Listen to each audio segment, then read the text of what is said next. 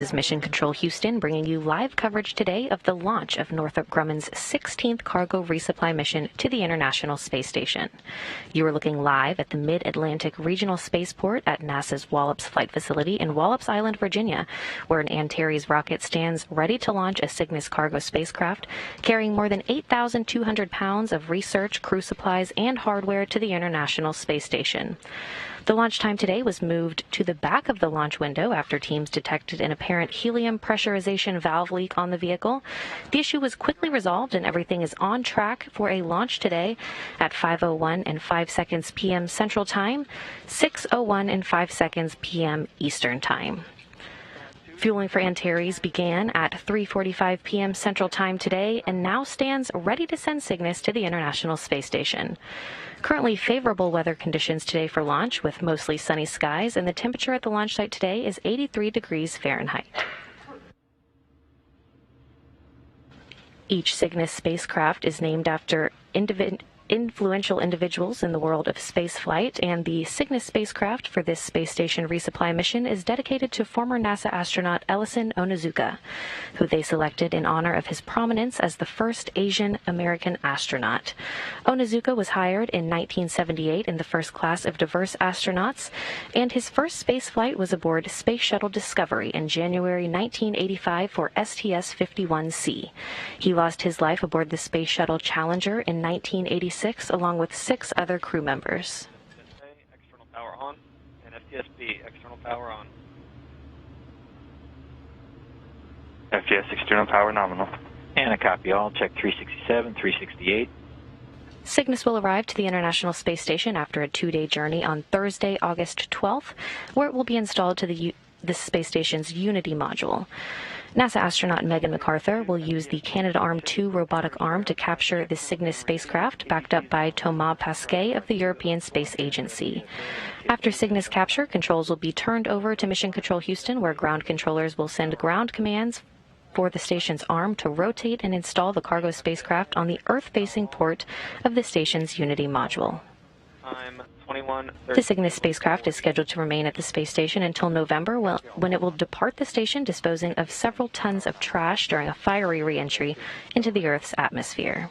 And FSO, you're good to send FTS receiver arm command for 2 seconds, then remove. Continue check channel when function removed. This is FSO, arm on my mark. 3, 2, 1, mark, +1, +2. Arm removed, check channel continued.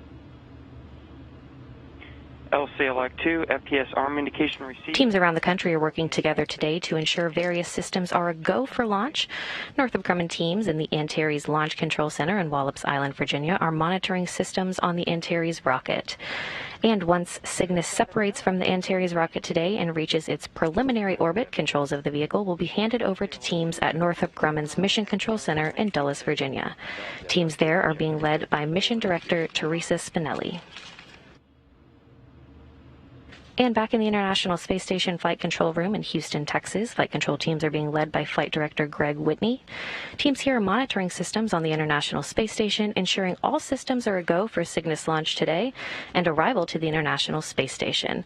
And so far, all teams are a go for launch today at 5:01 and 5 seconds p.m. Central Time, 6:01 and 5 seconds p.m. Eastern Time.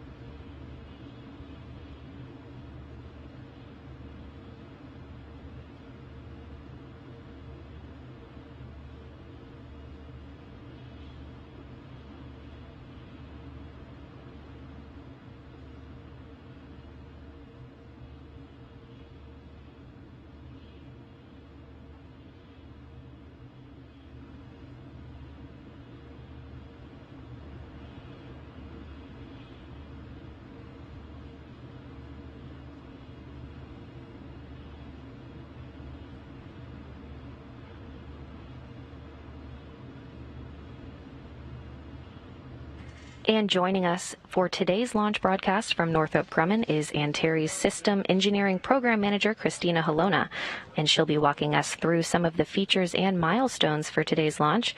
Christina, the launch was moved to the back of the launch window today. Can you explain what the teams detected on the ground and how it was resolved? Hi, Courtney. Sure. So during our pre-launch checkouts, we detected an anomalous reading at the pad. So our Mid-Atlantic Range Spaceport and Northrop Grumman teams had to troubleshoot the issue out at the pad, which actually required our teams to physically inspect the pad. So after we had previously already cleared out of the pad for safety issues, obviously, so we had to get back out there and check out and make sure everything was up and running and everything looked good. And so that actually took a little bit longer than expected. So it took us to the tail end of our launch window. So everything looked good, and we're ready to go for launch. HS1 is go. Okay, we're ready. Yes, and we're looking live now at the Antares rocket standing ready to launch a Cygnus cargo spacecraft carrying more than 8,200 pounds of research, crew supplies, and hardware to the International Space Station. Christina, can you tell us more about this Antares 230 Plus rocket's capabilities? Sure. So the Antares 230 Plus vehicle provides substantial payload performance into a variety of low inclination, low Earth and Sun synchronous orbits and interplanetary trajectories. So our Antares has actually been upgraded, our Stage 1 core, which has a lighter composite structure and an optimized second stage motor. The upgraded Stage 1 core allows the Antares engines to perform at full thrust throughout most of the first stage profile. The 230 Plus vehicle also has a cargo mass flexibility in which the Cygnus mass can be defined no later than 24 hours prior to launch. The Antares 230 Plus vehicle also has the ability to perform late load operations by the unique pop-top fairing as the nose of the vehicle is able to remove for the late cargo load. And opening valve 8021 on my mark. 3, 2. And the vehicle rolled out to the pad Friday, August 6th. It was then rotated horizontal for some late cargo, like you're saying now, and then it was returned to its vertical position where it sits now yesterday. So, Christina, can you walk us through the cargo late loading process and late load capabilities? You can resume your... Yeah, sure. So as I mentioned before, one of the unique features of the Antares 230 Plus vehicle is that there is the ability to do a late cargo load 24 hours before launch. The vehicle has a pop-top fairing where the nose of the rocket is able to be removed. Northrop Grumman has also built a new specialized ground support equipment that allows us to take the vehicle from vertical, like you see it out the pad, and take it back horizontal, which we did previously, actually last night. So this allows us to drive what we call a mobile clean room right up to the tip of the fairing, where we are able to remove the pop-top fairing and load time-sensitive research experiments and other perishable items that NASA needs to provide 24 hours before launch. And so with all this talk about cargo, the Antares vehicle is carrying approximately a little over 8,200 pounds of cargo to the space station aboard the Cygnus spacecraft today, which is actually our largest resupply to date. So we're very excited about that. And we at Northrop Grumman, we're really proud of our Antares 230 Plus rocket and the Cygnus spacecraft, and we're dedicated to continue to providing the best value to our customer in support of their critical missions. And just going off of that, Antares and Cygnus have now been part of the chain of resupply for the International Space Station for several years now. How crucial has Northrop Grumman's role been in contributing to that? So Northrop Grumman has played a critical role in keeping the International Space Station operational since 2013.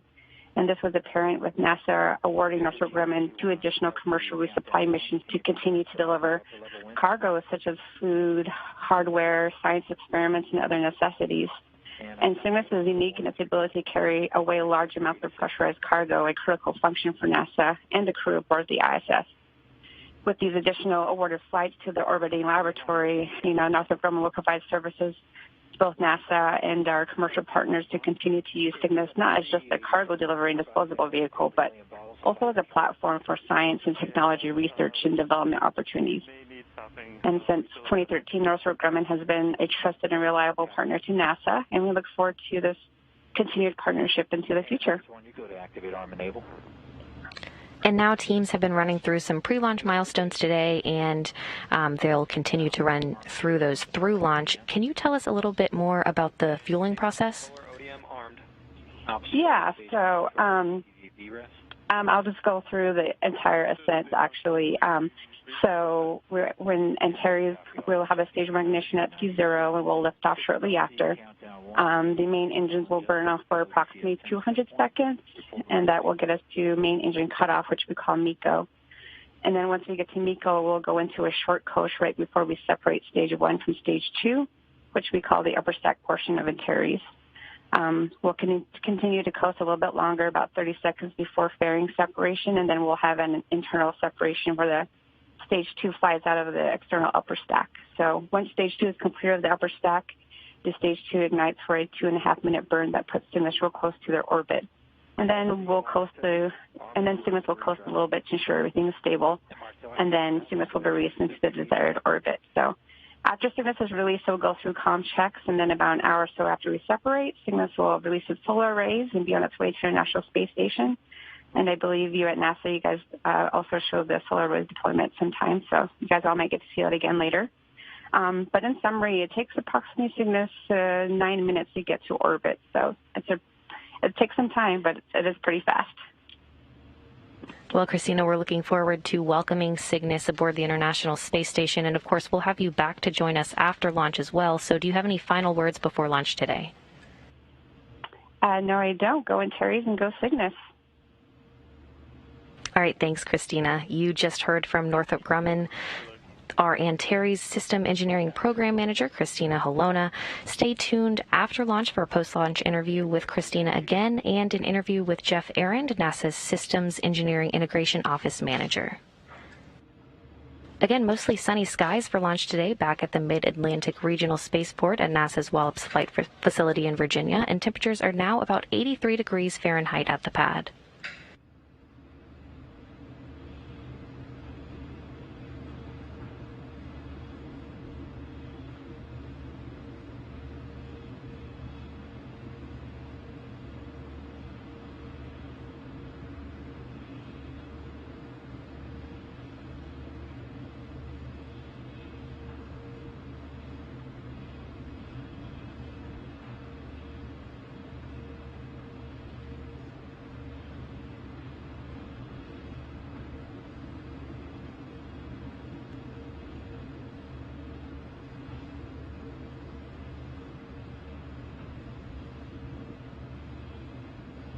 Again, going up on Cygnus today is more than 8,200 pounds of research, crew supplies, and hardware, which is Cygnus's heaviest load to date.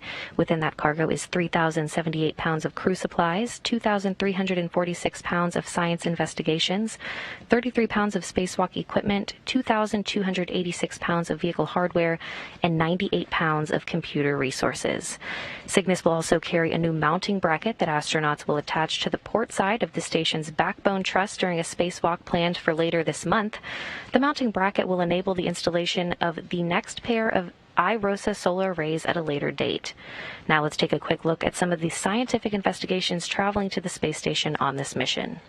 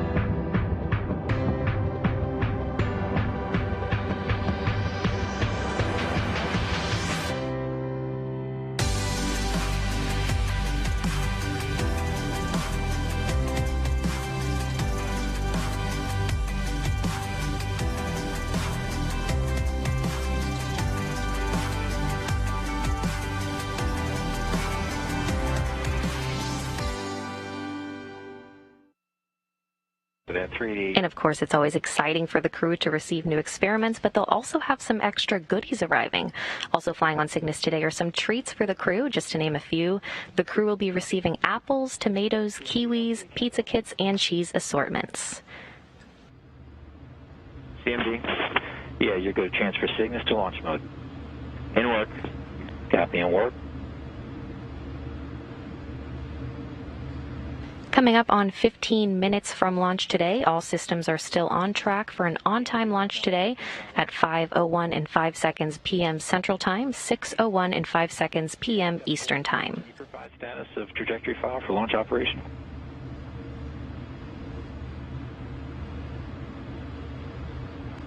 LC, GNC1. Trajectory file does not require an update. Copy that. We'll check 403. And Ops 1, 404 not required today, 405 not required. Copy, LC. And Core 1, LC, countdown 1. Yeah, LC, I've got step 394 for you. Fuel level does not require adjustment. Roger that. Prop 2, step 395, ARM OCCS for no adjustment to fuel level. And OCCS, AC/DC armed. AC/DC confirmed. Copy. Check 395, 396. And OCCS configured for no adjustment to fuel level. Check 397. Admin, be advised, step 398 not required. Step 399 not required.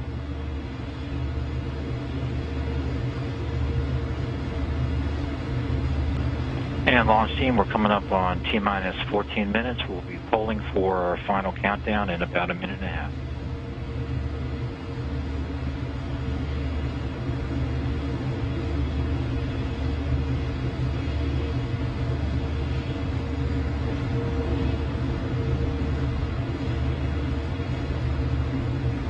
Just to highlight some upcoming milestones, about 12 minutes from launch, flight controllers will conduct a poll to proceed with the final launch countdown. And about 5 minutes from launch, the vehicle will switch to internal power.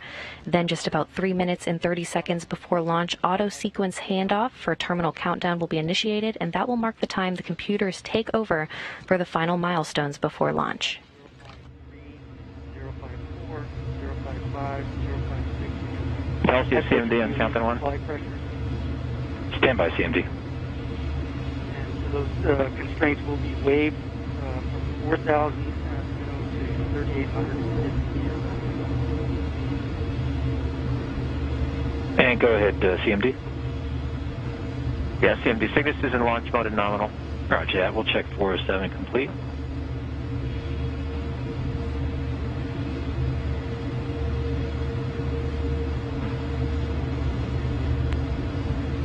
And launch team LC on countdown 1 with poll to proceed with final countdown. GSO.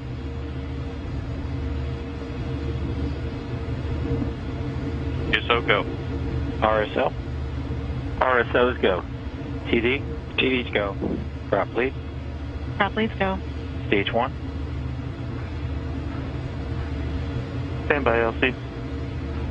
MES1. MES1 go. GCE.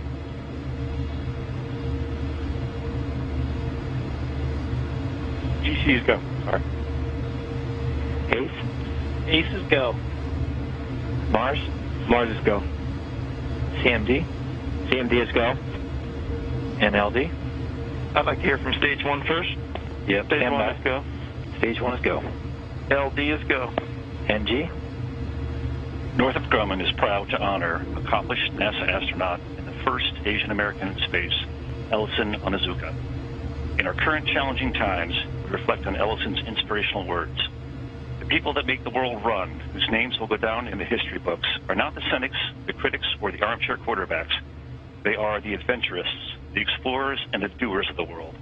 When they see a wrong or a problem, they do something about it. When they see a vacant place in our knowledge, they work to fill the void. And today, we will do just that. Aloha to the SS Ellison Onizuka. Northrop Grumman is go for launch. And a copy. We're go to proceed with final countdown. Check 407. Fly high, Ethan. Ops 2, step 408. You're go to start engine evacuation. Ops 2, engine evacuation started. And you just heard the poll to proceed with the final countdown to launch, and all teams are polling a go. And, of course, a tribute to Ellison Onizuka, who this Cygnus spacecraft is dedicated after.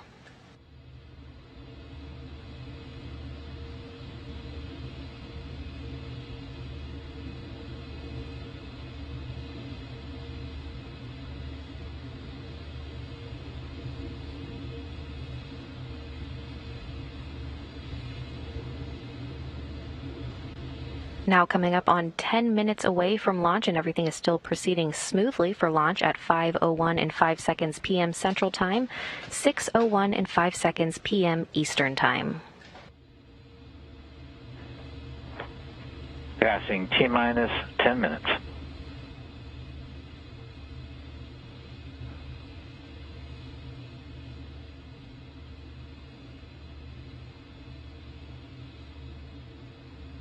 Once we get to that launch time today, the first thing that will occur is the Stage 1 ignition, and you'll see liftoff just a few seconds after that, and those main two engines will burn for about 3 minutes and 18 seconds before cutting off, and Stage 1 will separate. Cygnus will coast for a bit until fairing separation, when the external cover that protects the spacecraft during launch will separate. The interstage adapter that connects the first and second stages will separate at about 4 minutes into flight, and then Stage 2 ignition, which is that solid rocket fuel that will burn for 2 minutes and 45 seconds. Once the second stage burns out, we'll be listening for a call of orbital insertion at 6 minutes and 52 seconds after launch. The vehicle will coast for 2 minutes before Cygnus separation at 9 minutes and 9 seconds after liftoff. And at the time of launch, the International Space Station will be flying 260 statute miles over the southern Indian Ocean. ACS VDMs enabled, voltage nominal, ODM commands clear. And a copy all, check 410 and check 411. Step 412 not required for today's operation.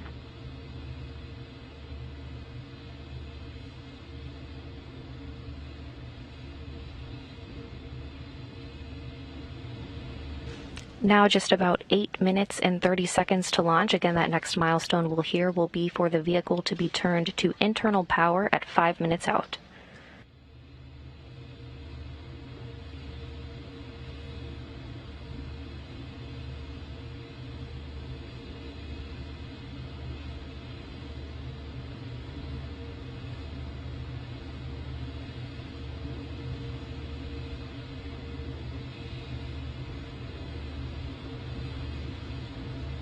And we're at T-minus 8 minutes.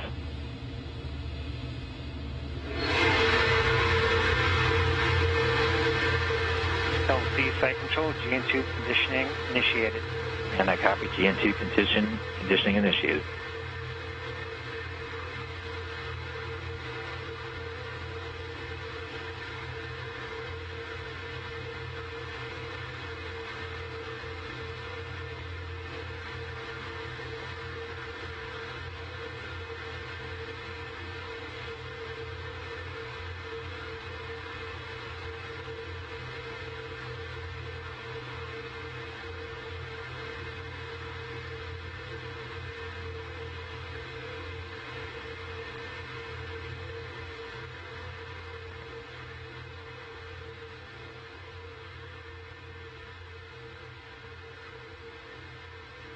Passing T-minus 7 minutes.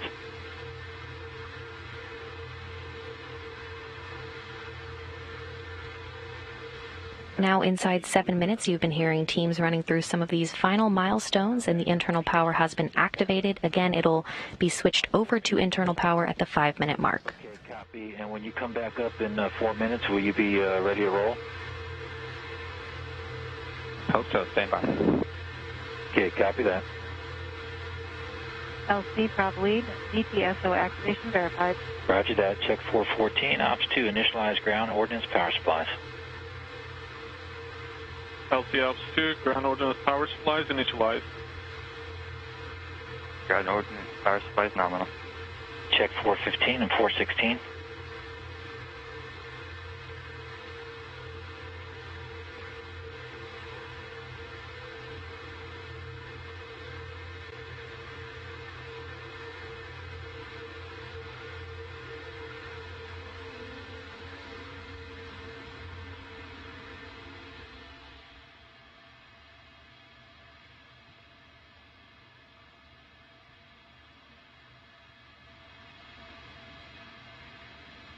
LC Flight Control, F-Bay ECS transfer to GN2 confirmed.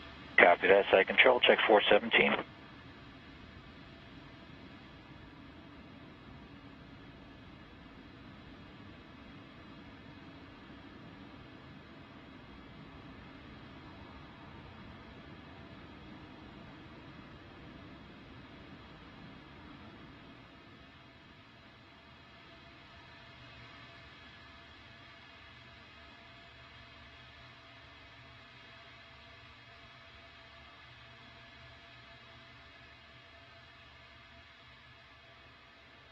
T-minus 5 minutes. Ops 2, you're go to initiate engine priming. Engine priming started. Ops 1, transfer avionics to internal power. LC Ops 1, all internal power on. Standby 5. And all external power off. Internal power is nominal. Ops 1, open FTS Umbi loop. FTS Umbi loop open and green. You just heard those calls to initiate internal power for the vehicle, so internal power is now on, and all systems are still proceeding on track for launch just 4 minutes from now. 3, 2, 1, mark. Arm command sent. SNAs, ODMs, all armed. Copy that.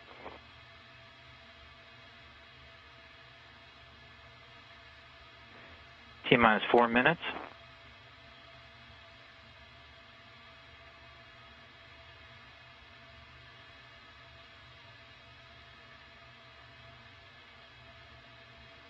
LCMES1, step 426, priming verif. Copy that. Check 426 complete.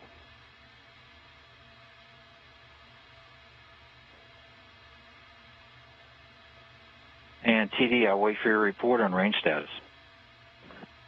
LCTD, we are green. Copy, range green. Check 425.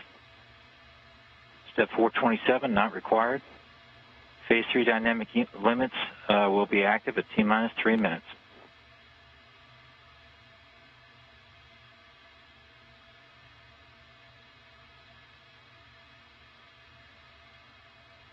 FC commanded to flight mode. Check 429.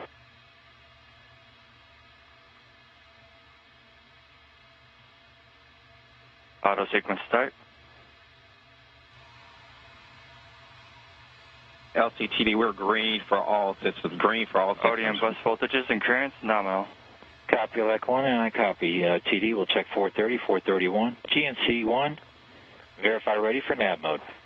LC, GNC 1, orb nav ready for nav. Ops 2, step 433, switch to nav. LC Ops 2, orb nav, switch to navigate. 2 minutes and 30 seconds to launch, still counting down to that exact liftoff time at 5:01 and 5 seconds p.m. Central Time, 6:01 and 5 seconds p.m. Eastern Time. Tanks will be pressurized at about the T-minus 40 seconds until liftoff, and we will be counting down to liftoff from there.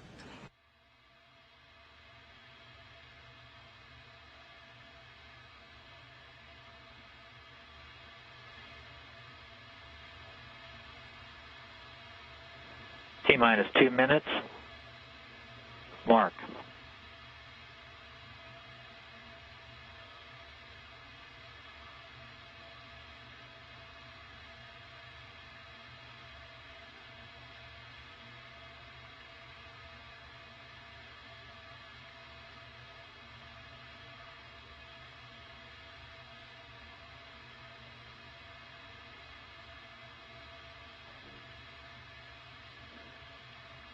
Passing through T-minus 1 minute, 30 seconds.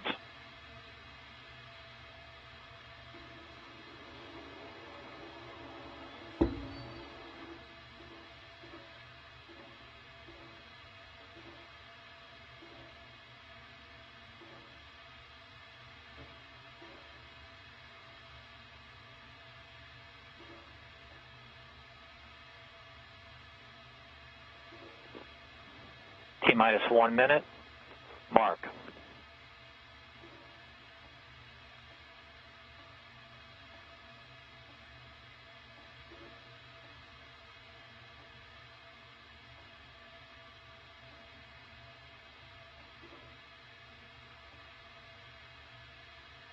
40 seconds until liftoff.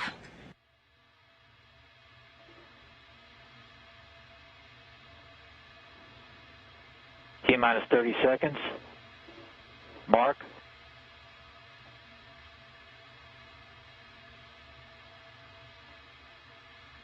$20 seconds to liftoff.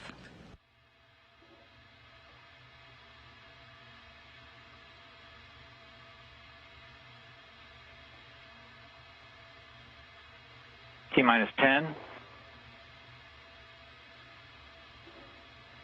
5, 4, 3, 2, 1. Engine ignition. Main engine start. And we have liftoff of Antares for the NG-16 mission in the Wallops Flight Facility. Engines at 100%. Attitude nominal.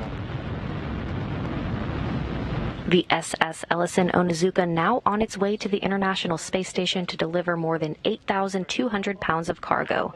Good first stage performance so far. EV and power subsystems are nominal.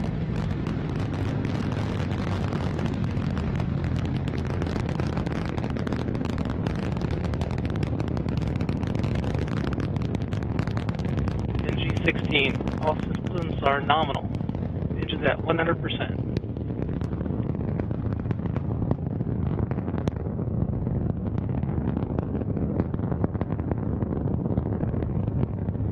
Duration of stage 1 burn is approximately 3 minutes and 18 seconds, currently at 65 seconds.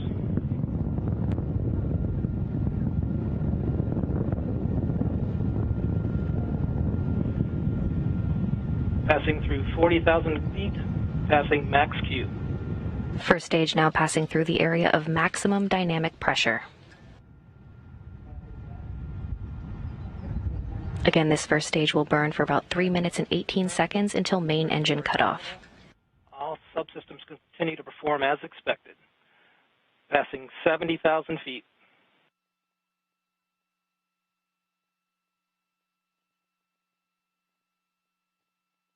Mission time plus 110 seconds.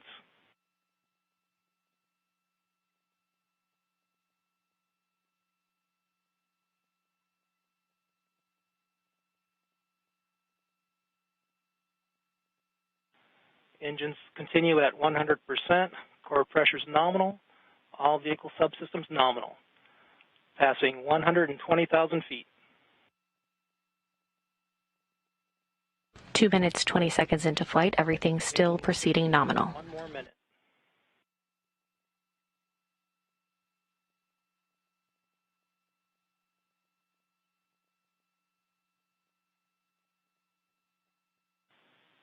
Attitude nominal, all GNC performance as expected.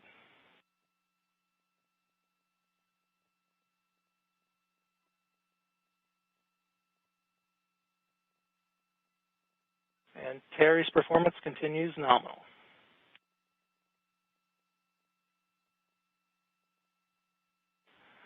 Throttle down to 80%. Throttling down 3 minutes into flight, main engine cutoff coming soon. Throttle down to 55%.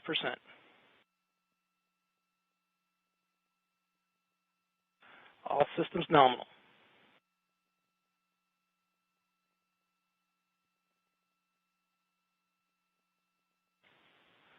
Stage 1 MECO. We have main engine cutoff and Terry's entering into a co-stage, standing by for stage 1 separation. Then stage 2 ignition. Stage 1 separation confirmed.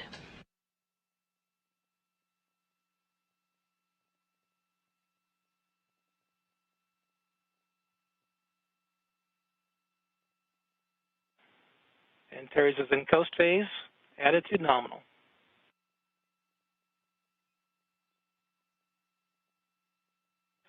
Fairing separation. Fairing separation confirmed.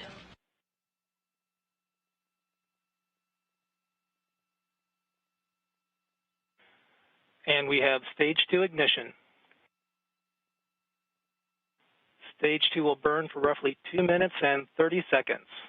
All systems continue nominal.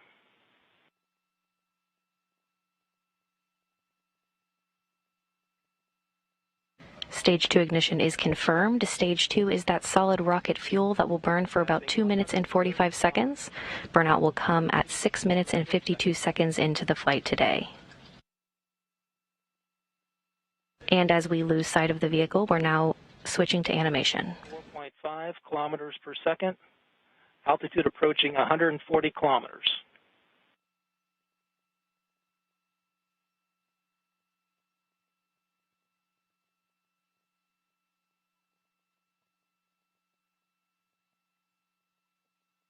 Now 5 minutes into flight, everything proceeding smoothly. Stage 2 burn continues, all systems nominal. Approaching 150 kilometers in altitude.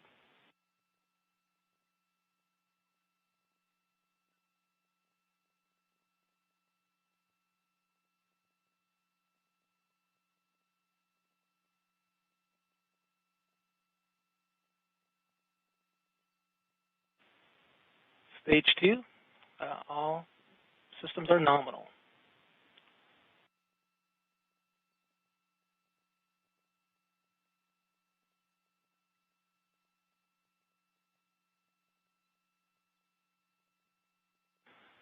Approximately 1 minute to stage 2 burnout.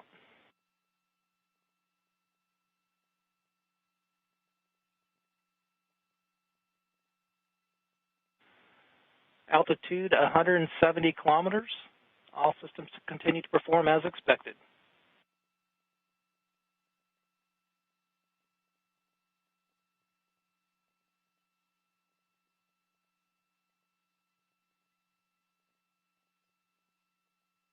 Approximately 30 seconds to stage 2 burnout.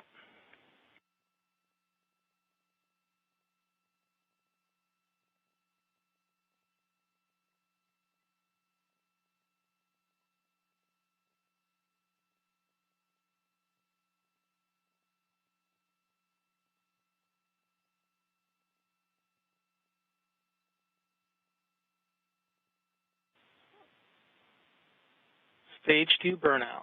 All systems nominal. And stage 2 burnout is confirmed. Antares will coast for approximately 2 minutes till spacecraft separation.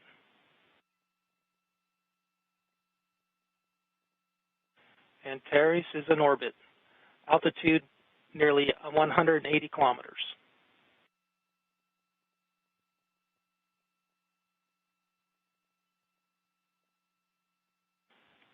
Attitude nominal.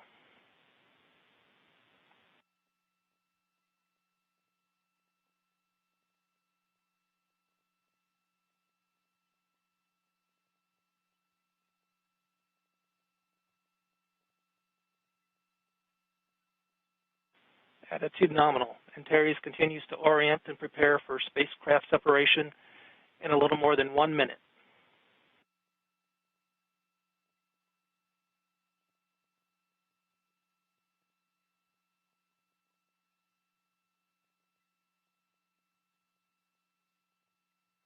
All subsystems nominal.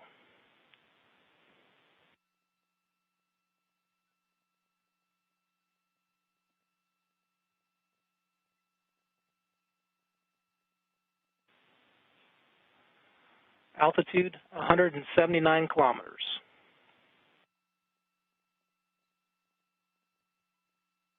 Roughly 30 seconds to spacecraft separation. Standing by for spacecraft separation.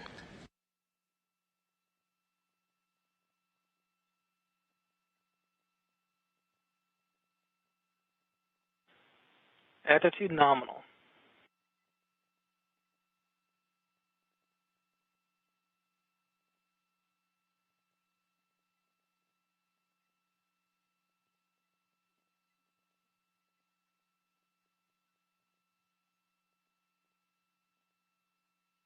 And we have spacecraft separation. Go Cygnus. Spacecraft separation confirmed, and Cygnus has separated from the second stage. And Northrop Grumman teams now celebrating the confirmation of spacecraft separation. LC with that, flyout calls are completed. Copy that, Ace. Okay, launch team, let's maintain protocol on station here. We're in our post-launch checklist. Prop 1's already given us step 444. Pulse purging is in progress. And GNC 1, I'll wait for your call on status for step 445. State vector. LC GNC 1 in work. And I copy in work. And site control, step 446, you can remove aft bay GN2 flow and reconfigure ECS to post-launch. In work.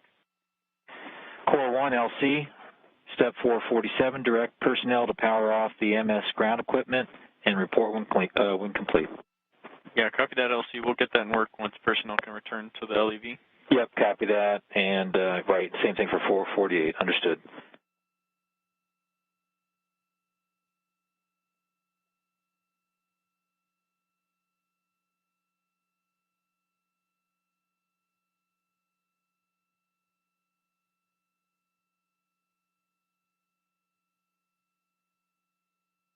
With that confirmation of successful orbital insertion, Cygnus is now on its way to the International Space Station, where it will arrive in 2 days on Thursday, August 12th, to deliver more than 8,200 pounds of cargo. Back with us now from Northrop Grumman is Antares System Engineering Program Manager Christina Holona. Christina, what will the Northrop Grumman teams in Dulles do here on the ground between now until Cygnus arrives to the space station? Yeah, so the Northrop Grumman teams in Dulles has quite a few things that they'll be doing. So they operate the Cygnus spacecraft basically now that we have been released from Antares rocket. So from separation from separation to destructive reentry at the end of the mission, the Dulles team performs various operations, including, initial vehicle configuration following insertion orbit, which include priming the propulsion system. They'll also have the solar array deployment as well that will be happening here with you soon here in about an hour and a half. And then they'll also be planning and executing various maneuvers to change Cygnus's orbit to rendezvous to the ISS. So that'll be continually changing throughout their maneuvers to get to the laboratory. And then there's also vehicle system checkout. So we continue to monitor the spacecraft as well to make sure it's healthy and everything is looking great on the spacecraft. And then at the end, I'll finally perform vehicle configurations to perform the final rendezvous as they arrive to the ISS. And looking forward to Cygnus departure in November, Cygnus will perform some secondary operations. Can you go over some of those? Yeah, so Cygnus actually has 2 secondary mission objectives for this NG-16 mission. After it departs from the International Space Station, there's one that is a passive payload from NASA called CREPI, and it stands for Kentucky Reentry Probe Experiment, and the payload will be loaded into the pressurized volume of the Cygnus with the disposal cargo items. And then the other payload is PURPLE, which is short for Prototype Infrared Payload. Purple is a Northrop Grumman built payload and will be tested and calibrated while Cygnus is burst to the ISS. And the Purple payload actually requires 23 days of operations following departure to perform data collections and data downlinks. So we still have those 2 missions to complete after we are unberthed from the ISS. So Cygnus has a lot of work of it ahead until here in November. Thanks, Christina. Again, we are looking forward to welcoming Cygnus to the International Space Station, and thanks again for joining us. Of course, thank you. And now joining us is NASA Systems Engineering Integration Office Manager Jeff Arend. Jeff, how important are these resupply missions in terms of the continuing resupply of this station and the science they deliver to the crew on board? So I guess first off, hi, Courtney. But these commercial resupply missions are very important to continue the advancing science on board the station.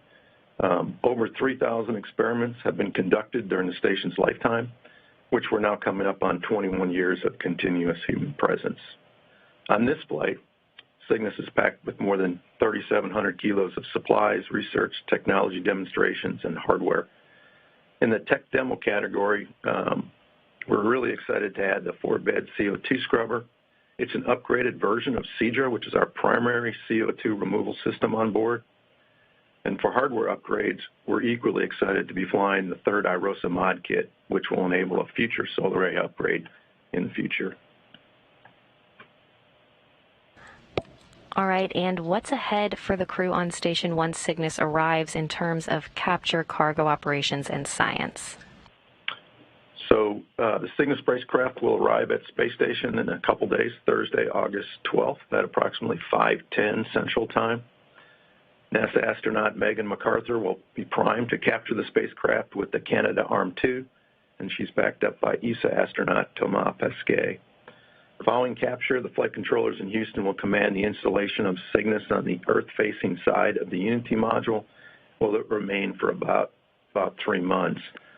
The crew will stay busy unpacking and conducting these research activities with the first several days being extremely critical for several experiments.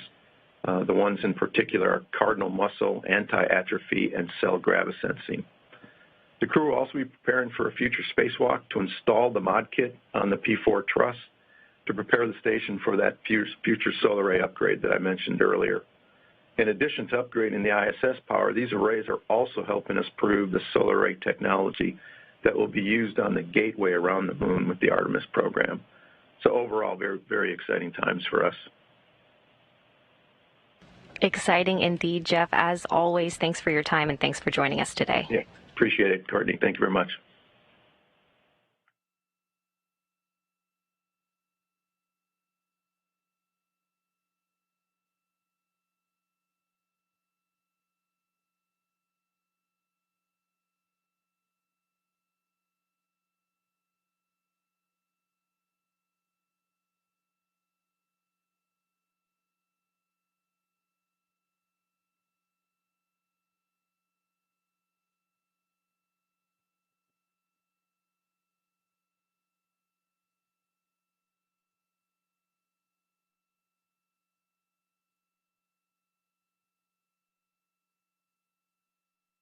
Recapping some milestones today, the launch time today was moved to the back of the launch window after teams detected an apparent helium pressurization valve leak on the vehicle.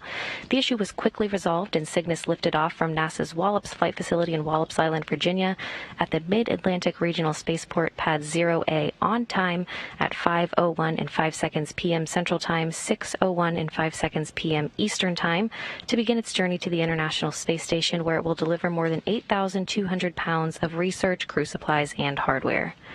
At the time of launch, the International Space Station was flying 260 statute miles over the southern Indian Ocean. Solar array deploy is expected to occur about 1 hour and 14 minutes after launch. So within the next hour, if all goes as planned, Cygnus will complete its solar array deployment, which will take about 30 minutes. We will not be on air for that milestone, but once that activity is complete, we will update the station webpage on nasa.gov. With Cygnus now on its way to the International Space Station, we hope you'll join us back on air when Cygnus arrives to the station in the early morning on Thursday, August 12th. NASA television coverage for Cygnus arrival and capture will begin at 3:45 a.m. Central Time, 4:45 a.m. Eastern Time, for capture around 5:10 a.m. Central Time, 6:10 a.m. Eastern Time. And then we'll be back on air at 7 a.m. Central, 8 a.m. Eastern for Cygnus installation operations coverage. With Cygnus now on its way to the International Space Station to deliver more than 8,200 pounds of cargo, that'll wrap up our coverage for today. This is Mission Control Houston.